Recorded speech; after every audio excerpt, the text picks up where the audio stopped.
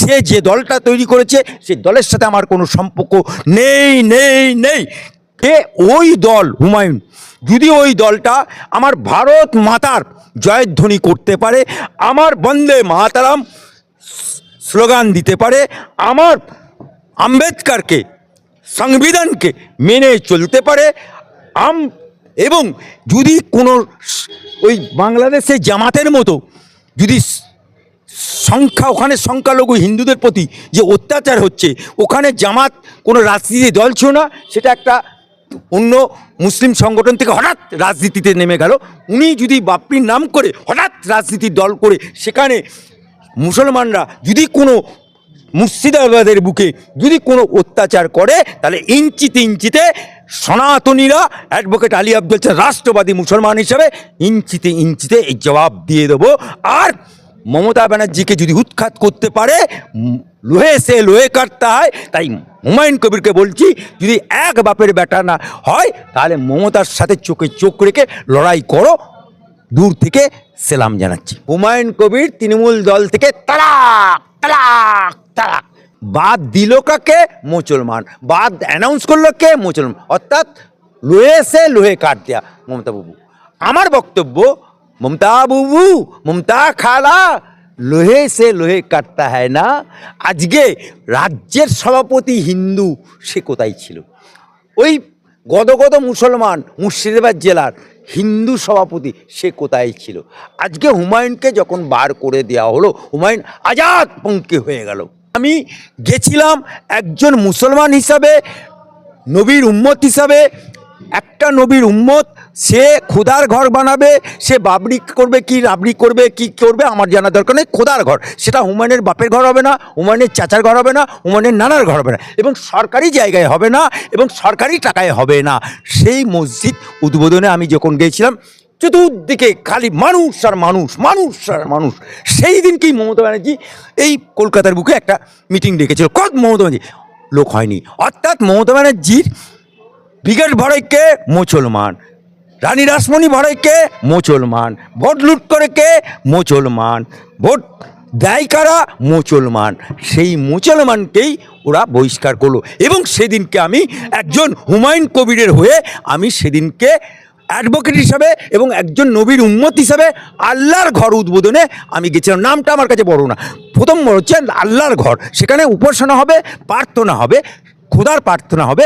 সেই জন্য আমি সেদিনকে গেছিলাম। কিন্তু যখন আজকে হুমায়ুন ওই বাবরি মসজিদকে খাড়া করে, নামকরণ করে, খাড়া করে, লক্ষ লক্ষ মানুষের সমাবেশ করে, আজকে যখন সেখানে নতুন দল গঠন করে ফেললো, যে দলের সাথে আমার রাষ্ট্রবাদী মুসলমান হিসাবে, আইডিওলজি হিসাবে আমার পার্থক্য আছে।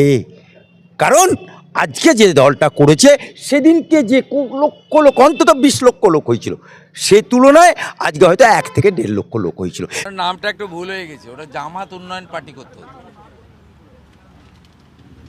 ওটা জামাত উন্নয়ন পার্টি করতে হতো। নামটা একটু কারেকশন করে দাও। তৃণমূল কোন খাতা খুলতে দেবেন না মুর্শিদাবাদে বলছেন হুমায়ুন কবির। তৃণমূল বিপদে পড়বে, এটা নিয়ে অস্বীকার করার কোনো উপায় নেই। কারণ তৃণমূল কংগ্রেসের কাছ থেকে প্রতারিত মুসলিমরা সরে যাচ্ছে, এবং তারা কোথাও নওশাদের হাত ধরছে, কোথাও হুমায়ুন সাহেবের কাছে যাচ্ছে, কোথাও মিমের হাত ধরছে। অতএব আমরা তো চাই যে তারা সবাই মিলে পরিবর্তন করুক, আমরা সুশাসন বিকাশ দেব, এবং নরেন্দ্র মোদীজির যে নীতিতে গোটা দেশ চলছে, সমস্ত উন্নয়নের কাজের শরিক বা সুযোগ সব ভারতবাসী পাচ্ছে।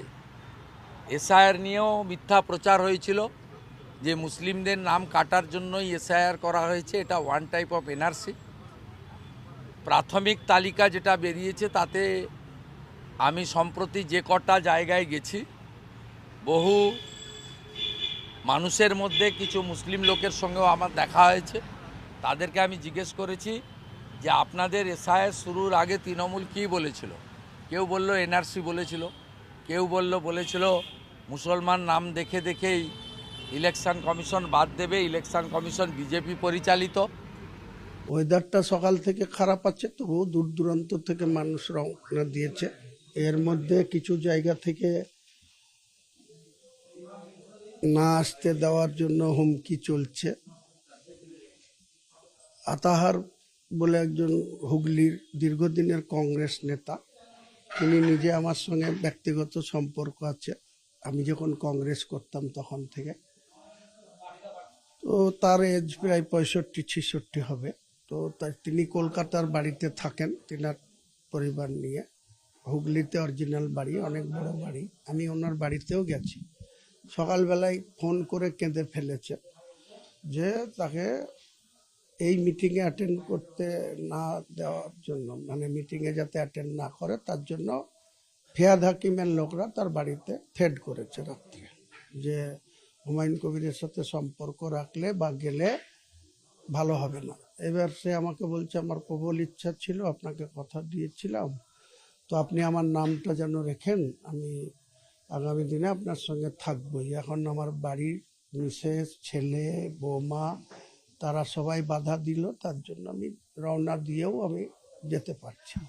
আজকে যখন হুমায়ুন কবিরের নতুন দল আত্মপ্রকাশ করতে চলেছে জনতা উন্নয়ন পার্টি, ঠিক তার আগেই মোহন ভাগবত তিনি বলছেন যে হুমায়ুন কবির এই বাবরি মসজিদের নাম তুলে নিয়ে এসে নাকি এটা রাজনৈতিক ষড়যন্ত্র লিপ্ত হচ্ছে। মোহন ভাগবতজিকে আমি অত্যন্ত শ্রদ্ধা করি। তিনি ভারতবর্ষের একজন রাষ্ট্রীয় স্বয়ংসেবকের কর্ণধার বা সর্বময় নেতৃত্বে আছেন দীর্ঘদিন ধরে, অত্যন্ত শ্রদ্ধাভাজন সজ্জন ব্যক্তি। কিন্তু তিনারা যেসব এজেন্সন করছেন বা ওনাদের কেন্দ্রীয় সরকারের একজন গভর্নর রাজ্যের, তিনি 6 তারিখের যে বাবরি মসজিদের ভিত্তি স্থাপন নিয়ে অনেক কথা বলেছিলেন, আমাকে হোম অ্যারেস্ট করে বাড়িতে রাখতে চেয়েছিলেন। এসব সবই ষড়যন্ত্র। আর আমি দায়িত্ব নিয়ে বলছি যে মন্দির করলে যেমন এখানে কোনো সমস্যা হয় না, মসজিদ করলেও এখানে কোনো সমস্যা হবে না।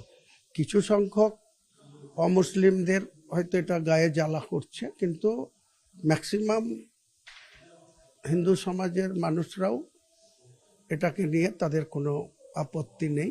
আর ভারতবর্ষের 40 কোটি মুসলমানের মধ্যে আমার মনে হয় 35 কোটি মানুষের মনে আজকের দিনে এই বাবরি মসজিদের আবেগটা রয়েছে।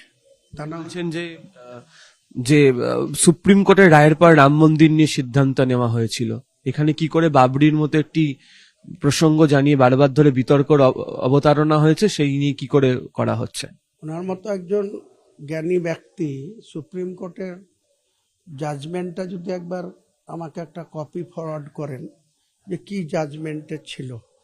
জাজমেন্টে সুপ্রিম কোর্টের অনারেবল বিচারপতিগণ ডাইরেক্টলি বলেছিলেন যে হিন্দু ব্যক্তিদের একটা ইমোশনাল বা আবেগ এর জন্য বিতর্কিত বাবরি মসজিদের ল্যান্ডটা রামলীলাকে হস্তান্তর করেছিল।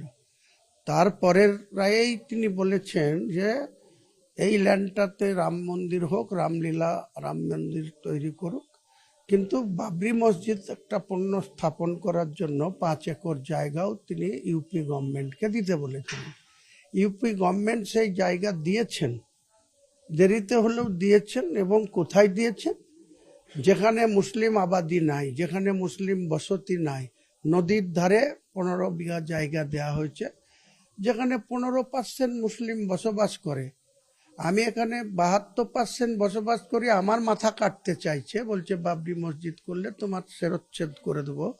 তাহলে 15% মুসলিম, দুর্বল মুসলিম, তারা কি করে বাবরি মসজিদ করবে? কাজেই সুপ্রিম কোর্টে যদি কোনো নির্দেশ থাকে এরকম যে ভারতবর্ষের মাটিতে কোথাও বাবরের নামে, আমার কোনো, বাবর আমার ফ্যানও না, বাবরকে আমি হিরো মানি না, বাবরকে আমি অত্যাচারীও মানি না, বাবরকে আমি কোনো সার্টিফিকেট দিতেও রাজি না, কিন্তু বাবর একটা মুসলিমদের যে নামাজ পড়ার জায়গা তার নাম মসজিদ, ইবাদত করার জায়গা তার নাম মসজিদ। বাবর তার প্রধান সেনাপতি মীর বাকিকে দিয়ে একটা মসজিদ বানিয়ে গিয়েছিল। 464 বছর সেটা অযোধ্যার মাটিতে ছিল। সেটাকে 1992 সালে 6 ডিসেম্বর সম্মানীয় মুরলীমোহন যোশী এবং এল.কে. আদবানিজির নেতৃত্বে 2% হিন্দু, উগ্র হিন্দু, তারা বাবরি মসজিদটাকে ডিমোলাইজেশন করে দিয়েছে, ভেঙে ফেলেছে, ধ্বংস করেছে। তার জন্য কোথাও সুপ্রিম কোর্ট বলা আছে যে ভারতের কোনো মাটিতে বাবরি মসজিদ করা যাবে না? বাবরকে নিয়ে আমার কোনো, আর যদি ওনারা এত কথা বলছেন, 190 বছরের ব্রিটিশ শাসনে ভারতবর্ষের মানুষের উপরে কি অত্যাচার করেছিল, জুলুম করেছিল, তা নিয়ে কোনো কথা বলেন না কেন ওনারা? এটা নাকি ভোটের জন্য করা।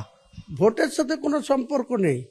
আপনার অধিকার আছে রাম মন্দিরের জিগির তুলে ভারতবর্ষের গদি দখল করা, আপনার ইচ্ছা আছে বাংলাকে দখল করার জন্য হিন্দুত্বকে প্রতিষ্ঠা করা, আপনার লোকরা ব্রিগেডে এসে 5 লক্ষের গীতা পাঠ করা।